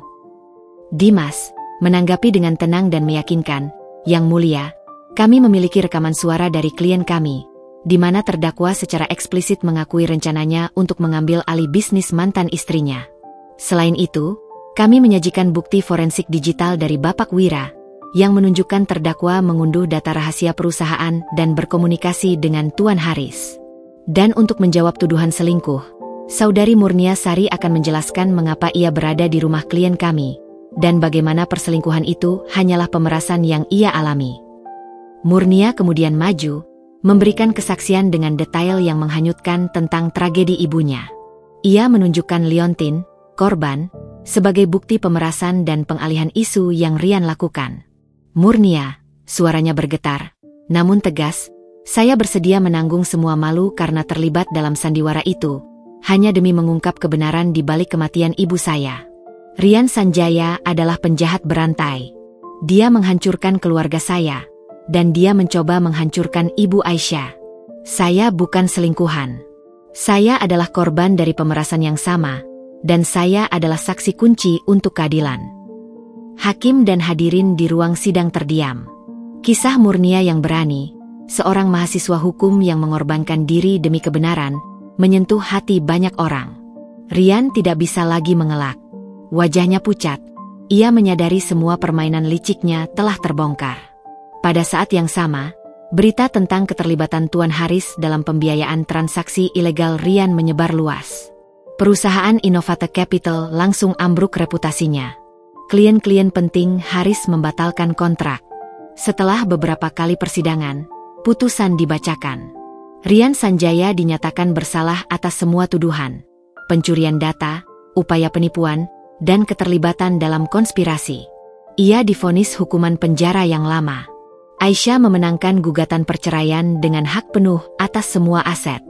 Ia secara hukum dan moral bersih dari segala tuduhan. Keberhasilannya mengungkap kejahatan ini justru memperkuat reputasinya di dunia bisnis. Ia dipuji atas ketangguhan dan kecerdasan strategisnya. Murnia Sari juga mendapatkan keadilan. Kesaksiannya tidak hanya menjerat Rian, tapi juga secara resmi membersihkan nama ibunya dari tuduhan lama, menutup luka yang telah menganga 5 tahun. Setelah putusan, Dimas menghampiri Aisyah. "Dimas, akhirnya, Bu Aisyah. Selesai. Keadilan telah ditegakkan. Anda luar biasa." Aisyah tersenyum lega. "Terima kasih, Pak Dimas. Anda dan Murnia adalah malaikat penyelamat saya. Saya tidak akan pernah melupakan ini." "Dimas, tugas saya. Tapi Anda yang memberikan instruksi yang sempurna. Anda mengubah drama menjadi strategi." Murnia juga mendekat. "Terima kasih, Bu Aisyah. Sekarang saya bisa melanjutkan kuliah saya dengan tenang. Saya berutang banyak pada Ibu." Aisyah memeluk Murnia. "Tidak, Murnia. Kita saling berutang. Kau menyelamatkan karierku, dan aku membantumu mendapatkan keadilan. Sekarang, fokuslah pada masa depanmu. Aku akan membiayai studimu sampai lulus. Kau pantas mendapatkan yang terbaik." Aisyah kini berdiri di ambang pintu babak baru kehidupannya. Ia telah mengusir pengkhianat, menegakkan keadilan, dan menemukan sekutu yang tulus. Ia melihat ke belakang, pada kehancuran yang Rian tinggalkan. Namun, ia tidak lagi merasa sakit. Kehancuran itu telah menghasilkan kekuatan dan kebijaksanaan. Dalam beberapa minggu berikutnya, Aisyah kembali memimpin perusahaannya dengan semangat baru. Ia telah melewati badai terburuk, dan kini ia jauh lebih kuat. Ia mulai bekerja sama dengan Dimas dalam beberapa proyek hukum perusahaan. Diskusi mereka tidak lagi hanya seputar tuntutan pidana, tetapi juga strategi investasi jangka panjang yang menunjukkan kesamaan pandangan dan etos kerja. Hubungan profesional ini perlahan-lahan mulai bersemi menjadi benih yang lebih lembut. Aisyah tahu, ia telah kehilangan suami, namun ia telah memenangkan dirinya kembali. Dan dengan Dimas di sampingnya, sosok yang menjunjung tinggi kejujuran dan kecerdasan, bukan kekayaan dan kepalsuan, Aisyah mulai percaya lagi bahwa ada cinta yang tulus dan sejati, yang dibangun atas dasar rasa hormat dan integritas, menunggunya di Cakrawala. Awal baru ini terasa jauh lebih cerah dan nyata dibandingkan ilusi yang pernah ia miliki.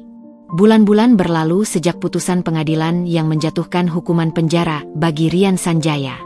Kebenaran yang terungkap, bahwa perselingkuhan itu hanyalah tipuan untuk menutupi spionase industri, telah membersihkan nama Aisyah dari segala tuduhan publik.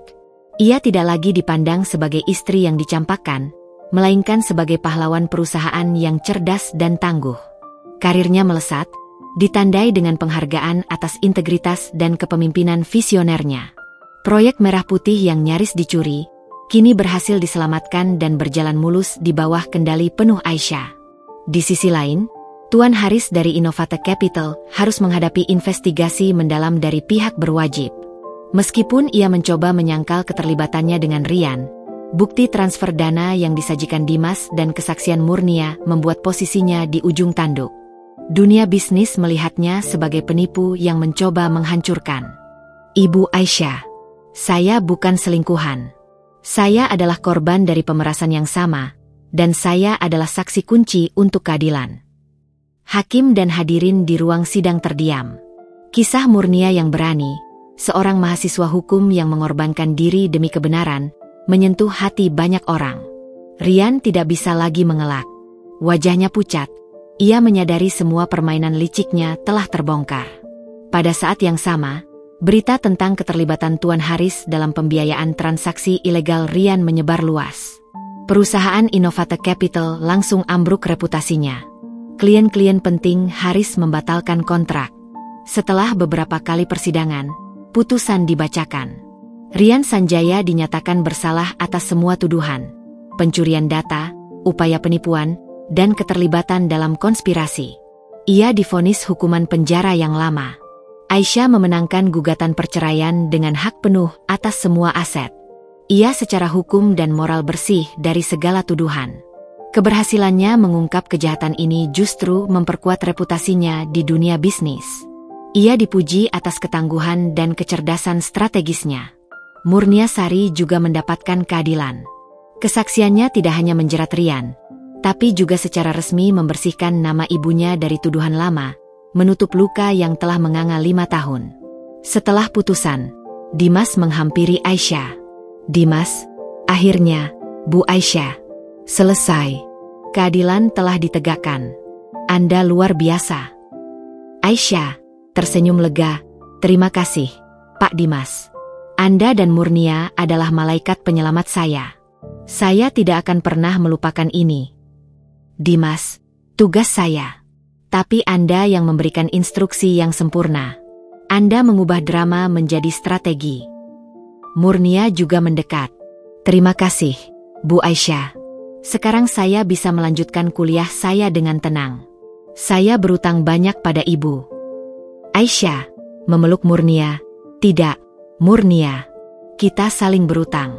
Kau menyelamatkan karierku, dan aku membantumu mendapatkan keadilan. Sekarang, fokuslah pada masa depanmu. Aku akan membiayai studimu sampai lulus. Kau pantas mendapatkan yang terbaik. Aisyah kini berdiri di ambang pintu babak baru kehidupannya. Ia telah mengusir pengkhianat, menegakkan keadilan, dan menemukan sekutu yang tulus. Ia melihat ke belakang, pada kehancuran yang Rian tinggalkan.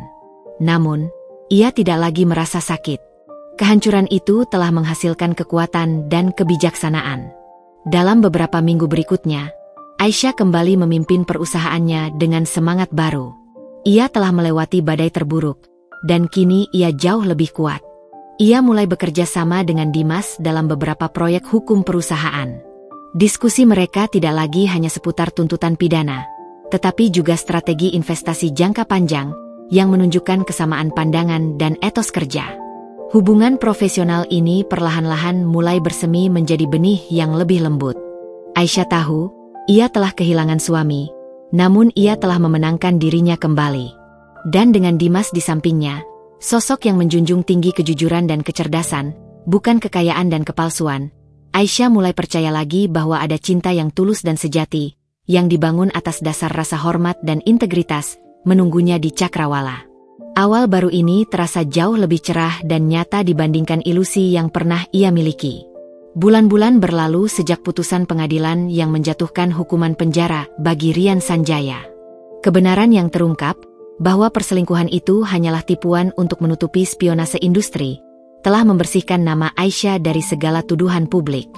Ia tidak lagi dipandang sebagai istri yang dicampakkan, melainkan sebagai pahlawan perusahaan yang cerdas dan tangguh. Karirnya melesat, ditandai dengan penghargaan atas integritas dan kepemimpinan visionernya. Proyek Merah Putih yang nyaris dicuri, kini berhasil diselamatkan dan berjalan mulus di bawah kendali penuh Aisyah. Di sisi lain, Tuan Haris dari Innovate Capital harus menghadapi investigasi mendalam dari pihak berwajib.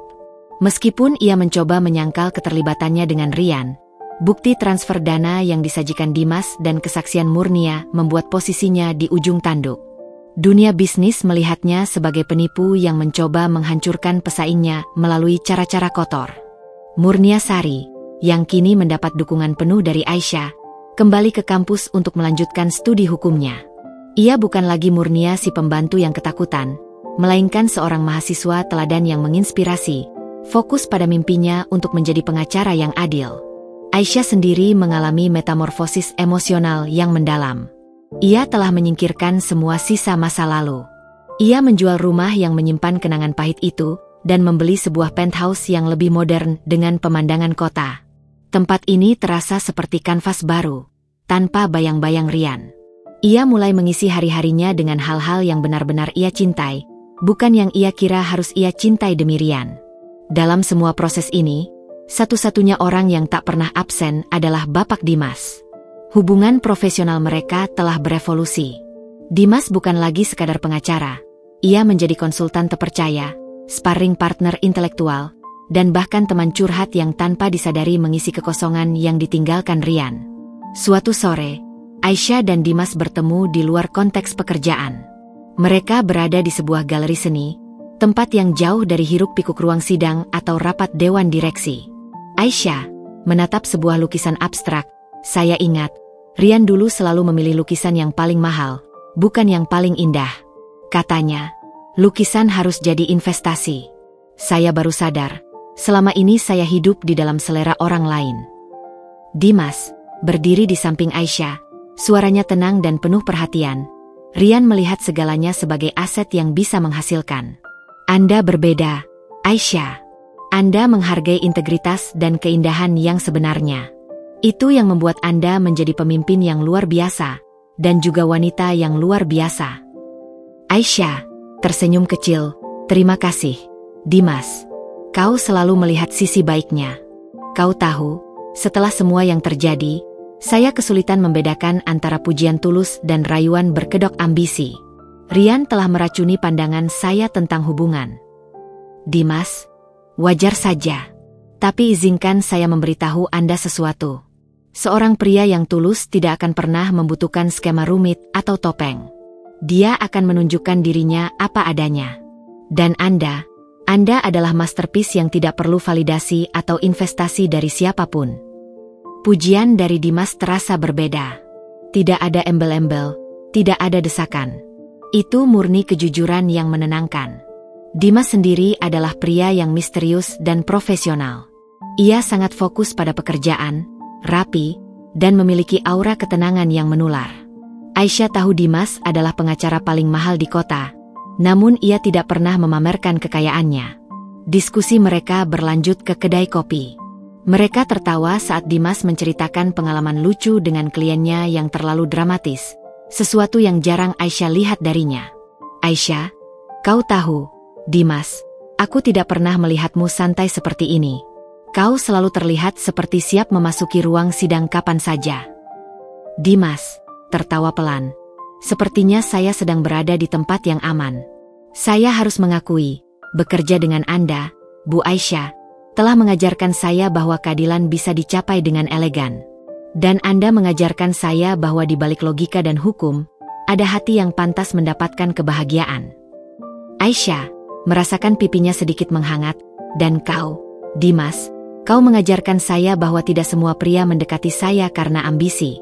Terima kasih karena sudah menjadi jangkar yang saya butuhkan saat badai menerpa.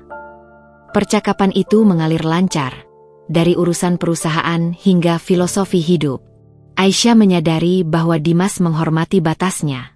Ia tidak pernah mencoba mencuri kesempatan, tidak pernah menyinggung masa lalu Rian dengan cara yang meremehkan.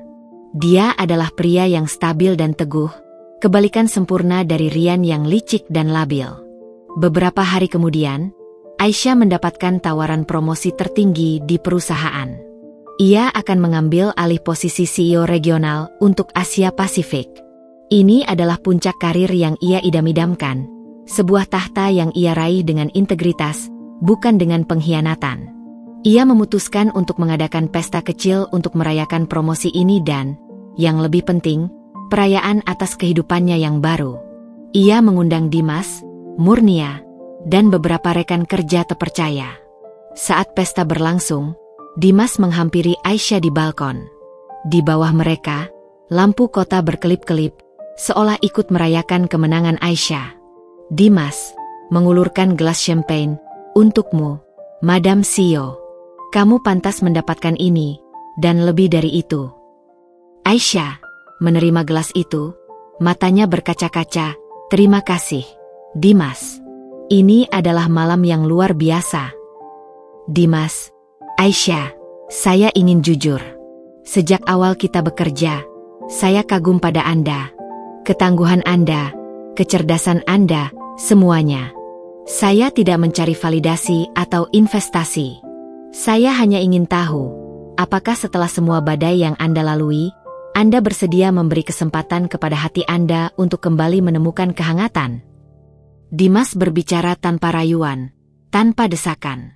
Ia hanya menyampaikan perasaannya sebagai sebuah fakta hukum yang harus diterima atau ditolak. Aisyah menatap Dimas. Ia melihat ketulusan yang memantul di mata Dimas. Ini adalah momen kebenaran yang ia tunggu-tunggu. Ia tahu, Dimas adalah pria yang berbeda. Pria yang akan menghargai dirinya apa adanya, bukan apa yang bisa ia berikan. Aisyah mengambil napas dalam-dalam. Ya, Dimas. Setelah badai, hati saya terasa seperti tanah kering yang siap menyerap air. Dan entah kenapa, kau adalah hujan yang saya tunggu. Mereka berdua tersenyum. Sebuah persetujuan tanpa perlu janji-janji yang muluk. Hubungan baru ini dibangun di atas fondasi yang kokoh.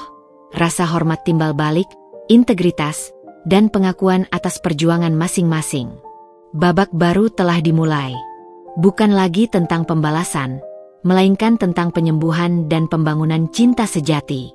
Aisyah, si wanita baja yang pernah patah hati, akhirnya siap membuka diri untuk cinta yang datang dari kejujuran.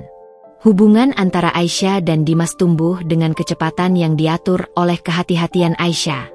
Ia tidak ingin lagi jatuh ke dalam jebakan ilusi. Dimas menghormati tempo itu. Ia tahu, hati Aisyah masih membawa bekas luka yang dalam. Luka yang bukan hanya disebabkan oleh pengkhianatan emosional, tetapi juga oleh kebohongan yang sistematis selama 8 tahun. Mereka sering bertemu, bukan di tempat yang gemerlap, melainkan di tempat-tempat yang tenang. Perpustakaan, kafe buku, atau saat menjelang subuh di taman kota, membahas berita-berita politik dan ekonomi. Diskusi mereka selalu hidup, kaya akan analisis dan pandangan kritis.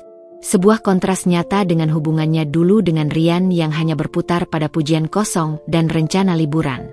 Suatu malam, mereka duduk di balkon penthouse baru Aisyah, menikmati secangkir teh.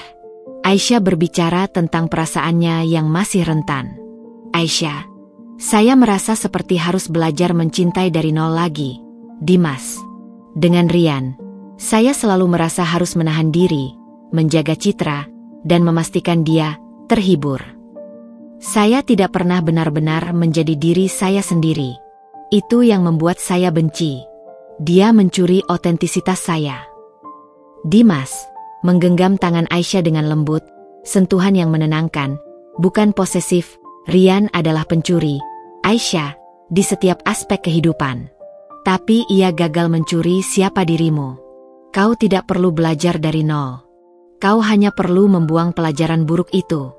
Cintailah dirimu. Itu yang terpenting. Dan aku hanya ingin menjadi penonton paling jujur dalam perjalananmu mencintai diri sendiri itu. Aisyah tersenyum, matanya memancarkan rasa terima kasih. Kau selalu menggunakan analogi hukum dan filosofis untuk hal-hal romantis. Aku suka itu. Tidak ada rayuan murahan. Dimas, rayuan murahan adalah taktik jangka pendek. Aisyah, aku mencari keberlanjutan. Dan dalam kasus kita, aku ingin memastikan fondasinya kokoh, transparan, dan teruji oleh waktu. Hubungan mereka memang dibangun di atas transparansi. Aisyah terbuka tentang trauma yang ia alami, dan Dimas terbuka tentang idealismenya dalam menjalani profesi. Mereka berbagi impian. Aisyah ingin menjadikan perusahaannya sebagai mercusuar integritas di Asia, dan Dimas ingin membangun praktik hukum yang benar-benar menjunjung keadilan, bukan hanya uang. Kehidupan profesional Aisyah semakin menanjak. Ia resmi menjabat sebagai CEO regional, sebuah posisi yang menempatkannya di panggung global. Kesuksesannya menjadi bukti nyata bahwa wanita yang mandiri dan berintegritas tidak dapat dihancurkan oleh konspirasi apapun. Dimas memberikan dukungan yang tenang dan stabil. Ia adalah tempat Aisyah meletakkan beban strategi dan keraguannya. Mereka menjadi tim yang kuat, di dalam dan di luar pekerjaan. Aisyah, di ruang rapat, setelah berhasil memenangkan tender besar, "Kita berhasil, Dimas. Kerja keras kita terbayar." "Dimas, kerja kerasmu." "Aisyah, aku hanya legal counsel MU yang setia. Tapi tender ini membuktikan bahwa strategi elegan selalu mengalahkan kecurangan yang vulgar." Dimas juga menyempatkan diri untuk mengunjungi Murnia di kampusnya, memastikan Murnia dalam keadaan baik dan fokus pada kuliah. Murnia kini menjadi sosok adik yang ia jaga. "Murnia," kepada Aisyah via video call, "Ibu Aisyah, Dimas sangat baik. Dia seperti kakak laki-laki yang selalu menasihatiku agar tidak hanya fokus pada pasal-pasal, tetapi juga pada moralitas hukum. Terima kasih sudah mempertemukan kami." "Aisyah, itu sudah menjadi kewajibanku, Murnia. Kalian berdua adalah orang-orang jujur yang kupilih untuk ada di hidupku." Meskipun segala sesuatu tampak sempurna, Aisyah masih membawa keraguan yang tersembunyi. Suatu malam, ia bertanya kepada Dimas, "Aisyah, Rian pernah bilang, saya hanya terobsesi pada pekerjaan dan tidak bisa menjadi istri yang sempurna. Bahwa saya dingin dan hanya fokus pada deadline. Apakah itu benar?" Dimas menoleh, matanya menunjukkan keseriusan. "Dimas, Rian tidak pernah mencintai istrimu, Aisyah. Dia mencintai kekuasaan yang bisa dia dapatkan melalui istrimu. Dia menggunakan kebohongan untuk menutupi kekurangan dan kebusukannya sendiri. Kau adalah wanita yang penuh gairah, hanya saja gairah itu kau salurkan ke dalam pekerjaan, keadilan, dan integritas. Itu bukan kekurangan, itu adalah kekuatan terbesar yang kucintai darimu." Dimas melanjutkan, nadanya lembut, "Jika aku menikahimu, aku tidak akan memintamu menjadi ibu rumah tangga yang terobsesi pada detail rumah tangga. Aku akan meminta CEO regional yang hebat itu, wanita yang bisa berbicara tentang pasar saham dan hukum pidana, untuk berbagi hidup, pikiran, dan ambisinya denganku. Aku ingin menjadi suamimu, bukan caretaker. Rumahmu.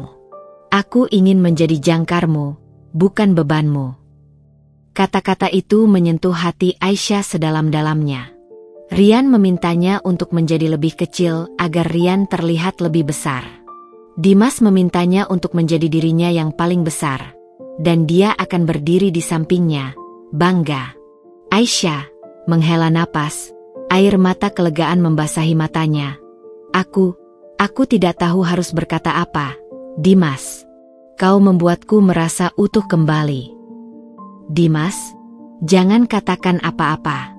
Cukup bersandarlah. Perjalanan penyembuhanmu adalah hal yang paling penting."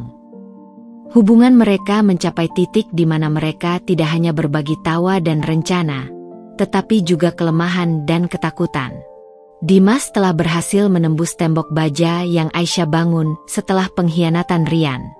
Kepercayaan Aisyah padanya adalah bangunan yang kokoh, dibangun perlahan-lahan, bata demi bata, dari kejujuran, rasa hormat, dan dukungan tak bersyarat. Aisyah akhirnya benar-benar melepaskan bayang-bayang masa lalu. Ia menganggap 8 tahun bersama Rian sebagai sebuah bab pahit dalam sejarah yang harus ia lewati, sebuah badai yang membuatnya menjadi perenang yang lebih kuat.